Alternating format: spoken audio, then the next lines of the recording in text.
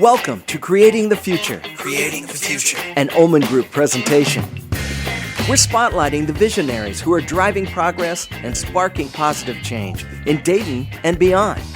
Today, we spotlight Kyleen Downes, singer, songwriter, educator, and a champion for Dayton's lively live music community. In her live shows, she showcases her looping guitar skills, masterfully stacking layers of solo guitar in real time to create a virtual one-woman band.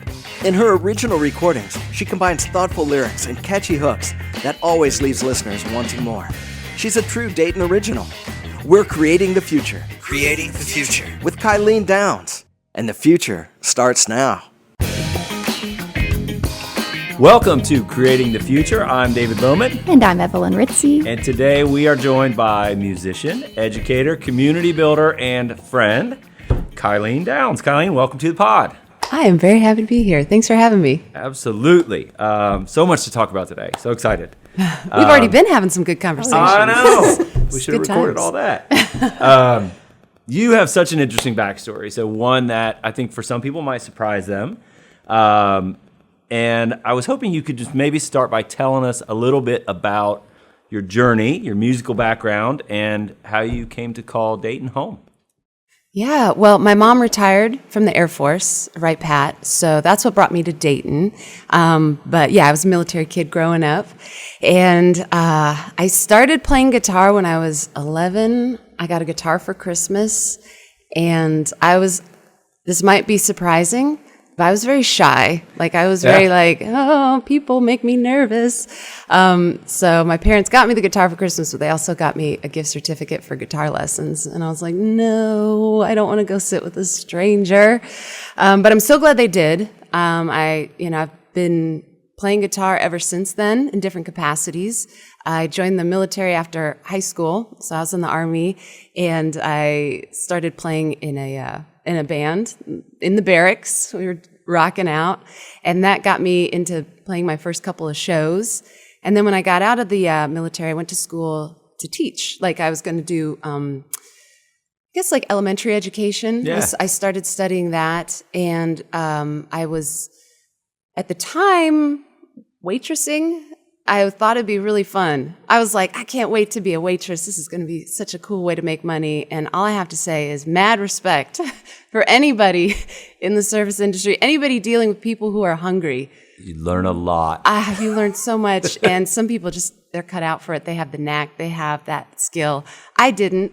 So I started working at a music store. And I was working at a music store in Memphis, Tennessee. That's where I was going to school. And I just was like, this is great. I'm kind of got me back into, after, just not having played a whole lot of guitar, to get back into it. And when I moved to Ohio to be closer to my mom, there was a music store in Fairborn called Absolute Music. And I was like, hey, guys, you use the same software as the music store in Memphis that I worked at. Are you guys hiring? And the owner was like, yeah, come on in. And I got into the scene there a little bit, just working at a music store. I met so many people coming in and buying strings, telling me about their bands. And then while I was there, I met Michael Bizig. I always got to give Michael Bizig a shout out. He's in Dayton, Mike's Bike Park. Yeah. He worked there in the band and orchestra department. And he's a music educator as well.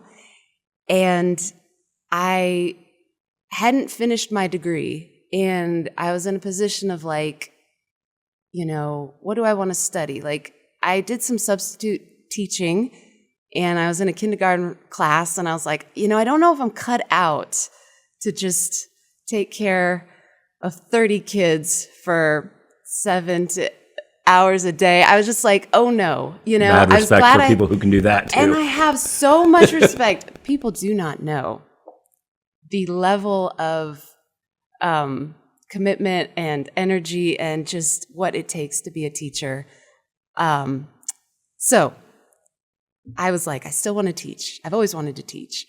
But Michael Bizig was the one who said, well, why don't you do music education? Why don't you, go study at Wright State, study guitar? I was like, I don't think I'm good enough. Like it was a thought in my head. Yeah. I just feel like I needed all this like years of training, which Kyleen, you had years of, like I had been playing. Yeah. I don't know what that mental block was, but I think it happens a lot in the arts where people are like, I don't know if I'm qualified. Like, I don't know if I'm good enough.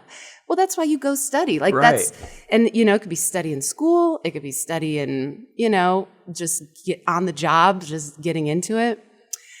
So Mike Bizik was like, you'd be fine. Go audition. You can play up the neck. Like, that's all he said. You can play up the neck. And I was like, well, I respected him as a musician. I was like, if Mike Bizik says I can do it, I'm going to go audition.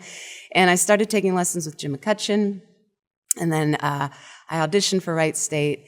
And it was terrifying. I have to say, like, that experience of performing was still kind of new to me. Even though now, like, 10, 15 years later, I'm like, doing it all the time. Still terrifying, but in a different capacity. And I started studying at Wright State, and I had, 3 years of classical guitar training. And during that, like in the later years, I started doing private lessons, and I just was like, this is it. I thought maybe I'd be a music educator in like the school districts, but I was like, man, these private lessons are sweet. Like one-on-one, I get to control my curriculum. I get to kind of cater to what the student's interested in, and all ages. I teach adults. I could teach the real little kids, and then I don't have to say goodbye to them at a certain point in their lives. Like, I get to have a student start at 8 years old, and then at 18 they go off and graduate, and I just got to, experience, them growing up. So I was like, yep, I'm going to do, private lessons, and I guess that's kind of the teaching realm. And on the other side of that, I was getting ready to play shows. I was going out and meeting musicians in the scenes and writing my own music and getting into recording. And so I feel like I've talked a long time now. But you guys can edit some stuff, right? Like if it gets along with no editing. That was great. Yeah, that is all keeper material. Well, I was in my teaching realm, but and then there's a whole nother side when it comes to the performing and the writing and things like that. That I think coming to Dayton brought out of me. When I was in Memphis, I didn't find the same like invitation to come and play, or the same interest in like, well, play me one of your songs. What do you do? When I came to Dayton and started going to shows, as soon as I started chatting with people and they found out that I played, they're like, oh, I want to hear your stuff. Hey, do you want to do a show? And it was like, what? Okay. And from there, you build this community, you start to make connections, and it just keeps you going in that people care. They want to hear what you're doing. And then that keeps you writing. When you're just by yourself, you're like, cool, I'm going to finish this song because I've got an open mic I can go play, or I just got asked to do this show and I want to play some new things. And Dayton's beautiful that way. It's amazing. They really care. Like people are really into what other people are doing in this town. It's interesting because there certain places or scenes or whatever you want to define it as highly competitive, right? And it's like it's either us or them that are gonna, break through or make it. And here it's almost you want to raise the bar, but you also want to help other people raise the bar, right? Like everybody I've ever encountered in the music scene in Dayton is as interested in helping out other people who play music as they are in helping themselves, which is pretty cool. Yeah, I think there's that realization that if somebody is doing well, they're going to help you out. We all do well. If we're all doing well, we're all going to do well. Rising tide kind of idea, right? Rising tide, yes, perfect, yeah. Exhale on the air to make room for the new. If you're thinking about someone, they're probably thinking about you too. Put one foot down so the other can move. And exhale on the air to make room for the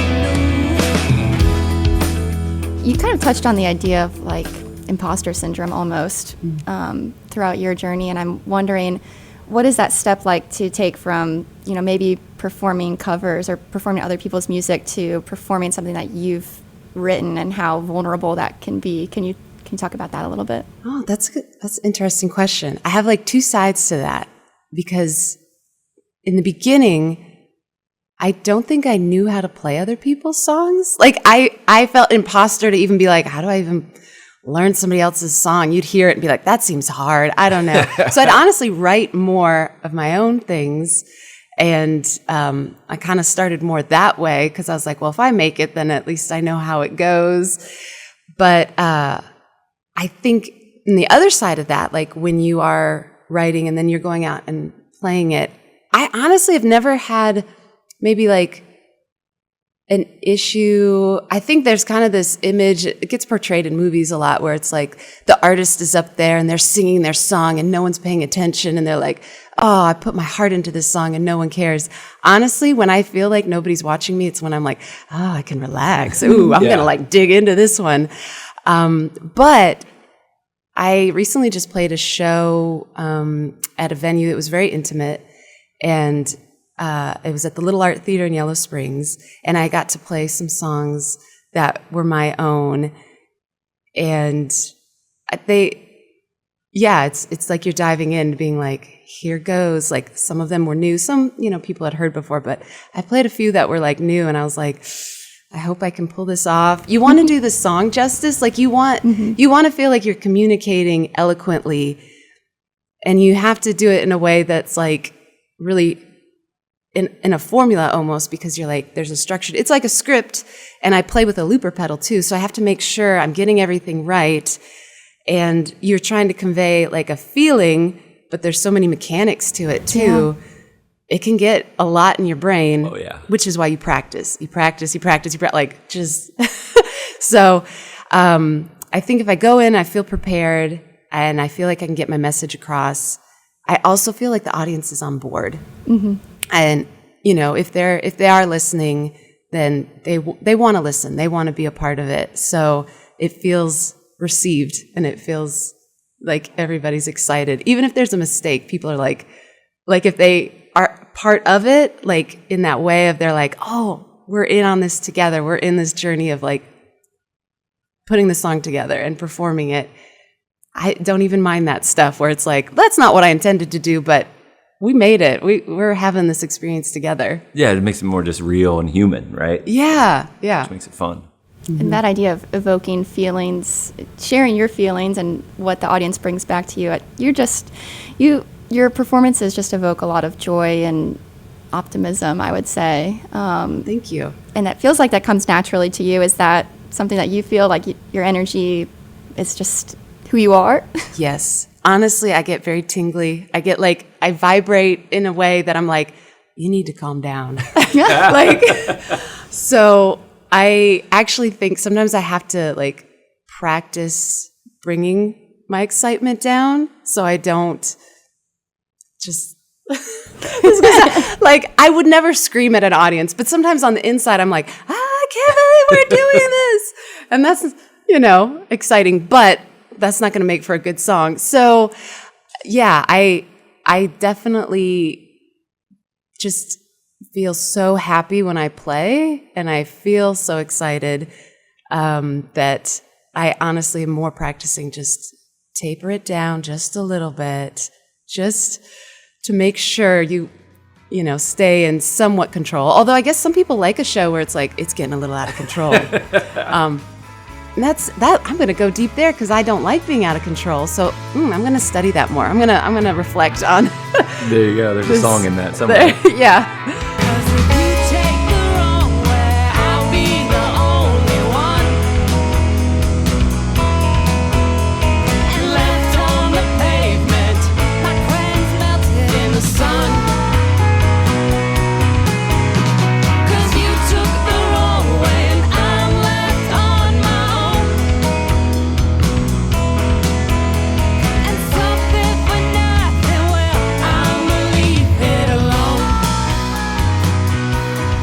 So you had talked about music education and lessons and teaching private guitar lessons.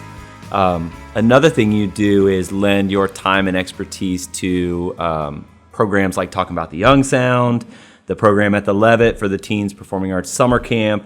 And it's you aren't just teaching kids individually how to play an instrument. but you're teaching them how to be part of a group project, right? Yeah. And also how to perform on a stage, whether that's at the Yellow Cab or at Peaches or the Levitt, like a stage, in front of an audience, which is, having been to many of those performances, it's amazing, right? So, and to see where these kids kind of go from the first time they all meet each other to sometimes as little as a week later in front of an audience, doing really well, like, and carrying it off like they've been performers their whole life, rock stars.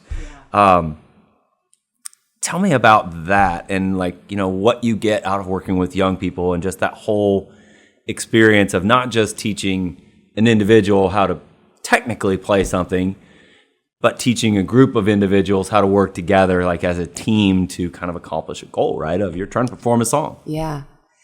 I found I learned a lot more when I started playing with a group. You know, I had a lot of experience playing, but when you're working with a group, especially with music, where you hear another instrument, when you're keeping in time with people, when you're, you know, even in that sense of like setting up with somebody. I mean, there's a lot of back end stuff. It's not just, you know, the performance. So I learned so much in working with people that I started talking about the Young Sound with my bandmate, Jocelyn Garrison, because we were like, this would be great. Like, you know, young people, they might just be playing alone in their room, you know, and to have an opportunity with an instrument that's not like in a band or orchestra setting to play in that group would be fantastic. So we started that kind of with that idea, and then it showed how much like that performing element came into it, and how much I don't feel like we were like, you should support your bandmates, or you should, you know, like pump each other up. But I think because we were pumping each other up and pumping them up, it's like it became part of what the class was. Like, you know, students would come off the stage and then their bandmates would be like, that was awesome. You nailed it. You know, that was great. And, or in practice, you know, the rehearsals would just be like, that sounded good, you know, or that idea to hear that from your peers is so exciting. Like, it's so like, it means more, I think, than just your teacher, because they're like, well, you're my teacher. You're supposed to say that. So that's helped me a lot, I think, in just doing that also with my bandmates. Like, there's a lot in working with young people that I carry into like just my everyday now. And I think that's why I keep doing it. And like you mentioned, like imposter syndrome, like feeling that, I want young people to feel like you can start anytime. When you get up on stage, that's the only time that you really get that experience to grow. So you just have to do it. And you can suck. Like, you can go up there and be like, mumble, fingers fumbling. That's okay. Like, you just did it. Check. You know? Because from there, you come back. Get better. You're like, okay, I did it. I didn't spontaneously combust. If you enjoy it, like if there was a rush in there, then you're going to come back and you're going to be a little bit more comfortable. At Peach's open mic, I see people, you know, progress, you know, the first time they came in, like it's, you know, almost inaudible, like what they do on stage. But I'm like, I don't care. We're not here. I'm not giving you a grade. Your grade is an A because you came up on the stage, you did it. And now, you know, 3 years later, it's like, wow, you're killer. Like your songs are awesome and you're projecting. And, you know, I think that encouragement is so important because we're kind of in an age where it's like you see people like on your screen just nailing it. Yeah, so curated and kind of yeah, polished is what is presented. Mm-hmm. And so we don't maybe have that same grace for ourselves or maybe even for others. Like, you know, I hope people coming out to shows, I think everybody coming out to a show isn't really there to like judge or critique. They're there to enjoy the experience and cheer each other on. But yeah, it's like get up there, do the thing. There was another aspect you asked. I guess the performing aspect, kind of tying into your question about like how I present on stage. Like, I think the more time you have on stage, you do start to get your personality and what you're comfortable with. And maybe in the beginning I was kind of not forcing my personality, but I was like, engage, jump around. Like I would show my stage moves and I'm like, that might not work for that forcing kid. that one. That's not going to work for that kid. But hopefully they have enough of that opportunity to then figure out what feels comfortable to them, to find how they can let loose a little bit and show their personality on stage. So again, that's only something you get when you're on stage. Like you don't know, you might perform one way in your basement and want to do that on stage and get on stage and be like, I can't. So you just need more time on that stage. And I think that's a lot of, that next step of like, oh, this is what these camps and these classes are doing as well. And it's so cool to see, I think it's such a great metaphor for life itself, right? Like you're up there and you're like, even if it's just in the moment, it's not premeditated. Like I'm gonna try this, or I'm gonna sing this way, or play this that way. And sometimes you fail miserably. Not you, but a person. I have. I remember one time I had just gotten into doing finger picking, and I remember trying to play Freight Train by Elizabeth Cotten. I could play it at home. Once the audience was watching me, my right hand shook the entire time. I remember just being like, I'm sorry, guys. But now I don't shake as much. Yeah. And it's like, hey, I'm glad I had that little audience at the Sunrise Cafe to get me to that next step. You know? You kind of learn to like just roll with it. It's all good. And then also you learn like you only really find your voice. If you ever do find it, it always changes, but you only find that by exploring, right? And figuring out, well, what am I not doing, right? What's not comfortable? Yeah. That kind of leads you to that, okay, like this is kind of where Yeah. who I am and what I do, It right? can be as Like, little it's really as cool. I wore a scarf one time at a show. I was like, I'm going to wear a scarf. It was all over my guitar. It was so in my way. And I was like, all right, I'm not going to wear a scarf at a show anymore. Now I know. There you go. It can. That's why just be Steven something Tyler real- doesn't play guitar, I guess. I know. That's why I was like, oh, I'm going to do my Steven. Yeah. Little, big, all that stuff matters. It's just fun to explore. Yeah. Yeah. Tell me what I wanna hear. Lie to my face. Tell me it's exactly how you feel. Tell me what I wanna hear. Smile in my face. Tell me it's exactly how you feel. We see you perform live, but there's a whole behind the scenes aspect that we don't always get insight into, which is the creative songwriting process. Can you talk a little bit about how you approach writing, and do you have any processes or rituals or habits that get you into the creative zone? It's good. It's fun. I think songwriters always want to be asked, what's your process? It's a very, very cool, and I appreciate that, people are interested in that. I usually start with music because I feel like I'm a guitar player first. So a lot of times I'll just, be sitting with my guitar and messing around. Sometimes it's intentional. Sometimes, I think usually the idea comes from, because I have a guitar in my hand so many times, throughout the day, there's a little idea, I'll record it, and I'm like, I'm going to revisit that, and then I'll come back with a little more intention. And when I was in college, I did a lot more vocally. I was in the choir, and we did a lot of musicianship things like that. So I felt like I got a better grasp of how to maybe create a melody or sing something, which wasn't my strong suit prior to that. So there are times where I'll just be doing something simple, getting in and out of the car, sing a little something, and I'm like, ooh, that's worth saving. So again, I'll go in the voice memos. I think the biggest thing is just making that time to come back to revisiting it. So sometimes that ritual is just writing it up on the whiteboard. So I see there's the song, I need to finish that song. So just kind of seeing that title, oh yeah, making lists of the songs. So I'm like, what's coming up? Setting deadlines. So if I have a gig and I'm like, I need a new song. Okay, we'll finish one of those ideas. This last show I did, I had already written a song, but I hadn't figured out how to perform it with my looper. So I was like, there's going to be people coming out and they've seen me a lot. I need to give them something new. Or scheduling recording time. Be like, okay, you're going into the studio, finish this song. So I think, I'm very deadlines based. I'd love to be more like routine where you're like, every day at 11 a.m., I get my cup of tea and I sit down with my guitar, I open my journal, and we write and create for an hour, and then I move. No. That's not life. Yeah, that's not real life. It's not life. It's not life. You know, you can set those intentions and then maybe like once a month you're like, I did it. Yay. What? Yeah. But deadlines, put the pressure on. That's not a relaxing ritual, but that's That's good advice for anybody, though. I mean, put it on the calendar. Put it on the calendar and have it maybe accountable to something else. Like, you know, sometimes I do like calendar for myself, and those are the things that I tend to, well, I didn't get around to it.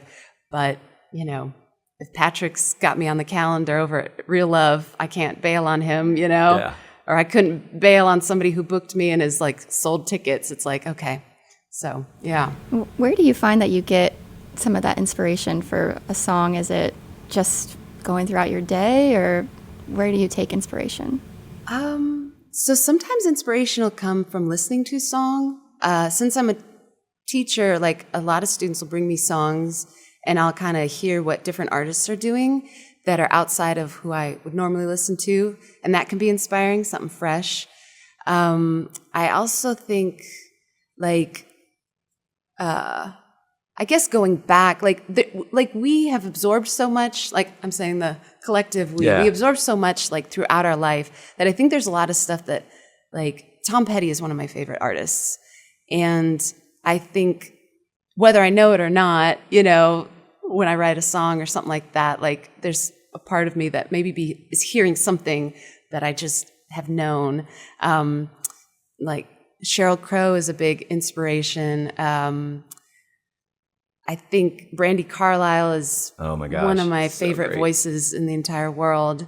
When I go to shows to watch performers like here in town, like Paige Beller, Lung. If you know the band Lung, it's heavy, like heavy drums. They performed at Levitt last year, I think. And I saw them. Yeah, that was amazing. An electric cello, like kind of operatic singing. Like you'd think like, well, Kyleen Downes doesn't sound like that. But the energy that I receive when I go to see them perform, like, again, maybe that permission that they're so vulnerable on stage, they're so raw that comes through in, like, if I'm writing a song and I say, yeah, I want to channel some of that energy. The song I wrote, Left on the Pavement, I wrote that after watching the Breeders perform. And this is such a cool band. Like, I sat down with my guitar.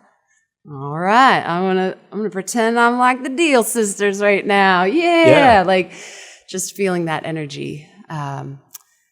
It's interesting because I think a lot of musicians are like, I hope I never like plagiarize something, because you just absorb everything. Yeah. You'd hate to think like, is that a melody or is that a song that has already existed?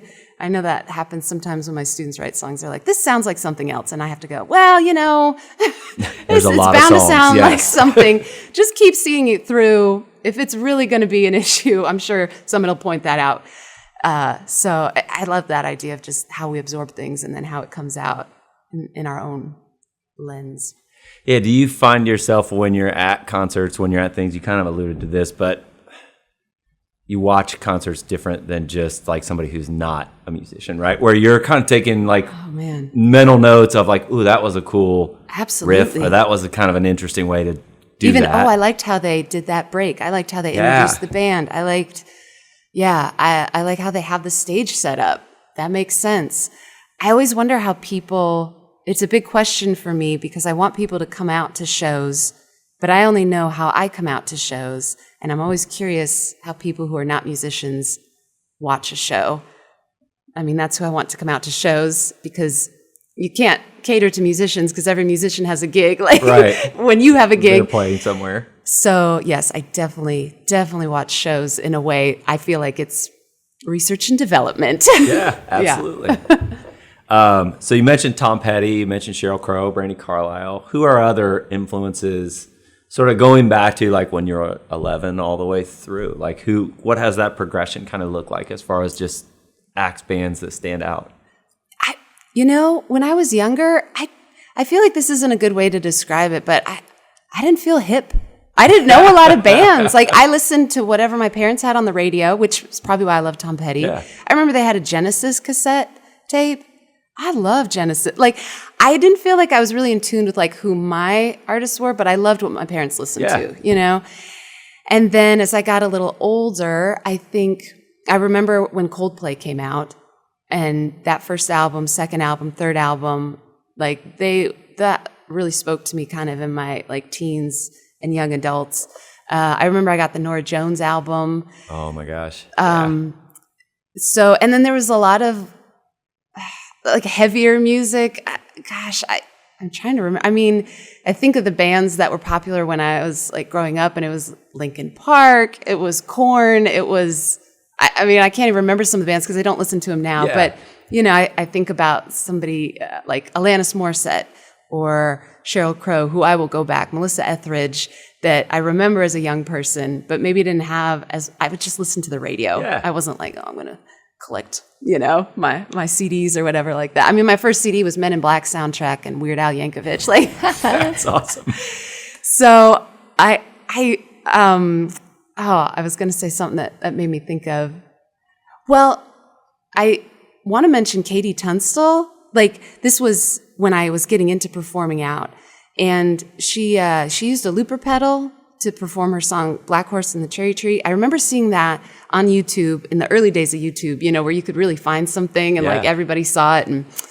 And so that was a huge influence to see singer-songwriter, but performing with a looper. And now that's such a big part of what I do that I recently went back and watched it again after some years, and I was like, this is so cool. And it's almost like you have an influence and you don't realize it's an influence until hindsight, when you're like, oh, yeah, like this is a big part of my world now. Yeah. And it was probably that spark of seeing her do that has made such an impact. Yeah, it's just And what I do now. subconsciously like there, and all of a sudden you're like, oh, that's where that came from. Yeah. Yes. Yep. So folks can have seen you perform at venues all across Dayton, from the Bright Side to Levitt's to Porch Fest, which was where I saw you last. Oh, yay. Love that event. Yes. Having performed so many different places, if you had to choose, would there be a particular venue that you really, really love, or a memorable experience from a Dayton venue? Dayton's pretty cool that it has a lot of like unique venues. So I feel like each venue has its own personality. So depending on what you're wanting to get into for a show, you have that option of like, you know, what do I want to do? Do I really want to curate a show, or do I want to just go rock out at a bar? Like, so I love that. I think Yellow Cab Tavern holds a very special place in my heart. That was kind of my beginnings in getting to know people in Dayton, musicians. They have an event called Dayton Sideshow, and I performed, I think it was year 10, and it was when Yellow Cab, the building, like, it was open in a way that like they would have little, I guess they had like a little room for the acoustic stage. A little back room. Yeah. More of the rooms were open for performing in, and I was in a little room. It was just me and my guitar, and I had been kind of getting to know enough people that when I went to perform my set, like the musicians that I admired like came to see me. So Paige Beller walked in, Cisco Red walked in, Jill Dodson walked in, and I was like, oh no, I'm so nervous now. But it was like, it made my heart so happy that that happened. And along with them, I mean, you know, I had my family, my friends, people that I've just kind of gotten to know through playing. Like, so that was a really memorable experience. I also gave people kazoos, and I think we did a little Johnny Cash Ring of Fire. And so that, you know, and then throughout the years playing at Yellow Cab is just always, it feels like going home, you know, it feels like family. They do a lot of different things there too. Oh, I like sure to point do. that out because I think, again, yeah, if I want to make an experience, like Yellow Cab's on my list of like, we can transform the space. It's just versatile that way. The Bright Side is a beautiful venue that I have a very memorable gig there because it was my last gig before the COVID shut down. Oh my gosh. Dayton Sound Valley put on an incredible show, and my band got to play. The bands that were on the bill were amazing, and we got to play before Shrug, which is such a huge band, and that felt like an honor. I was like, oh my God, like we're not opening for Shrug, but we're kind of opening for Shrug. And then just to go out on that high note where then that was the last show, it was like, I feel like the energy really carried me through the pandemic where I was like, it's okay. Like, you know, that was such an incredible experience. We're going to hopefully get back to that. I carried that energy through my album release, through just like, oh no. And then also they just had a fantastic show, just fresh on my mind, playing there with Nick Kazernis, Best Dead City Festival. And, you know, I saw people come out to that show. It was a Friday night. It started at 6, which I'm just throwing it out there. Early shows, not a bad thing. Start early, go into the night, whatever you guys got to do. But I was like, people are back. That show was incredible. Turbo Slacker's release, awesome. And it was so beautiful seeing Full House. I was like, cool. So having that like memory and then coming, you know, back to the place and saying, yay, we're back. I feel like there's one show a little outside of Dayton that was at the Emporium. It was on my birthday. It was a Friday night wine tasting, and that was really memorable because it's a very small venue. There's probably 20 people on that dance floor, but I felt like I was playing to Madison Square Garden. I felt like it was huge. And then at the end, everybody started singing happy birthday to me. So just to have, again, so many different types of venues. Going to do a shout out to the Levitt. I got to play there in 2019. And that experience of feeling like big deal, huge deal. You know, the sound, the way Lisa just like brings you in and makes you feel like you're top notch, you know. That was you and Paige, right? Yeah, me and Paige played. We were at that show. That was great. Oh, and it was so cool because I think I did have a lot of families and students come out. It felt like a good place to invite students too. Like, you know, it's family friendly. It's early, you know, it starts at 7. And you can hang out and enjoy the community. And it was so hot. Oh my gosh. I remember it as a beautiful experience, but what stands out is the fact I remember being on stage singing and being like, don't pass out, don't pass out, don't pass out. It was like 90 degrees. Oh, it was, but it wasn't lost on me on how special that was. And then getting to play there, I think I played there this year. I know I played there this year. Oh, and the weather was so much more accommodating. It's such a treat. I mean, those are the venues that you just feel like, I have arrived. What to be taken care of in that way. And I think every venue takes care of their artists here in their own capacity. I'm going to share this one story. I remember at Blind Bob's, I had a little like tummy issue. And I remember the bartender, big gruff guy, was like, do you have any ginger ale? He's like, you need a little something for your tum-tum? I was like, yeah. You know, so just, Oh, I could go down the rabbit hole with memorable like once you open Pandora's box, you're like, oh, and then there was this, and then there was this, and it's incredible. Well, and of course, wonderful venue Peaches in Yellow Springs. Peaches, yes. Where every Tuesday night you will find. I'm there every Tuesday. Kyleen. How did I overlook? Oh, yes. And that, you go to lots of open stages. They're all different. That one is so fun. Because there's kind of a community of sort of familiar faces that always comes. We have some beautiful regulars that will come out even when they're not playing, just to enjoy the atmosphere and support the other performers. Yeah, and I'm so grateful. It's always an eclectic. You never know who you're going to see or what they're going to do, and usually I don't it's either. Very different. I love that. Yeah, but everybody is appreciative of whatever anybody does, right? Like everybody's just in it to like, hey, it's your 15 minutes, like. Go do you, and everybody, like, it's just such a cool place. I always say this because Peaches is a rowdy bar. It's not a listening room. It is. You're going to get on stage, and you know, like you said, you're gonna do you, and you know, at the end of it, no matter what, even if somebody's hollering for a drink order, you are going to get a huge round of applause. Like everybody's going to be like, yeah, absolutely, and you're going to be like, oh wow, okay, hey, you know. Everybody's like, it's so eclectic, it's so beautiful, and it's so supportive. And I feel so lucky too. I'll give a shout out to Brian Fisher, who helps me. I mean, he's behind that soundboard. He's got all the cables. He does a live stream of it too for our folks. We have people that'll come and play and, be able to give shout outs to their family down in Florida or send well wishes, if somebody can't make it out. And he does all that technical side. I couldn't ask for a better partner in him. And again, Bill Sykes, behind the bar. Also a musician. Yeah, incredible musician. And the energy, he has a little bit of energy. You think I have energy? Oh my God. Oh Lord, yeah. He will, he'll come out from behind the bar and shoot little devil horn, rock signs every time to folks on stage.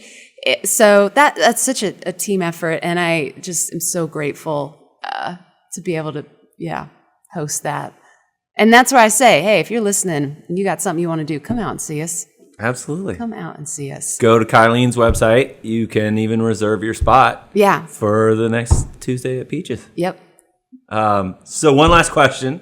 We ask this to all of our guests. Oh. What is the future that you want to create in Dayton, Ohio? Ooh. So I definitely want to see the music community thrive. I want people to maybe, there are people that's part of their life. That's part of their fabric of what they're going to be doing and checking out and doing every week. But I would love for it to open up in a way that, the casual music enthusiasts would come down to Dayton and see a show, be it the Levitt, Yellow Cab, Oregon District, and just make it something maybe they do a couple times a year to check out these fantastic musicians. These local musicians are fantastic musicians.